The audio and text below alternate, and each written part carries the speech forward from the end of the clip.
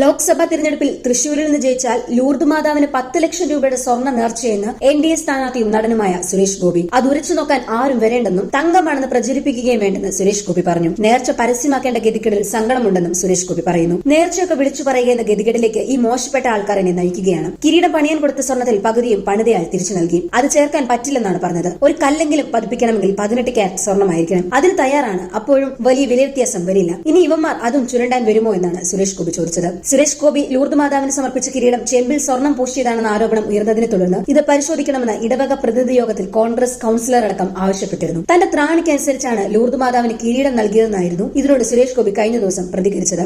ആരോപണത്തെ തുടർന്ന് അന്വേഷണ കമ്മിറ്റി രൂപവൽക്കരിച്ചിരിക്കുകയാണ്. പള്ളി വികാരി ഉൾപ്പെടെ 5 അംഗ കമ്മിറ്റിയാണ് അന്വേഷിക്കുന്നത്. മകളുടെ വിവാഹത്തിന് മുന്നോടിയാണ് സുരേഷ് ഗോപി കുടുംബസമേതമെത്തി ജനുവരി 15-ന് പള്ളിയിൽ സ്വർണ്ണ കിരീടം സമർപ്പിച്ചത്. മകളുടെ വിവാഹത്തിന് മുമ്പായി ലൂർദ് മാതാവിന് സ്വർണ്ണ കിരീടം സമർപ്പിക്കുമെന്ന് നേർച്ചയുണ്ടായിരുന്നെന്നാണ് അന്ന് സുരേഷ് ഗോപി പറഞ്ഞത്.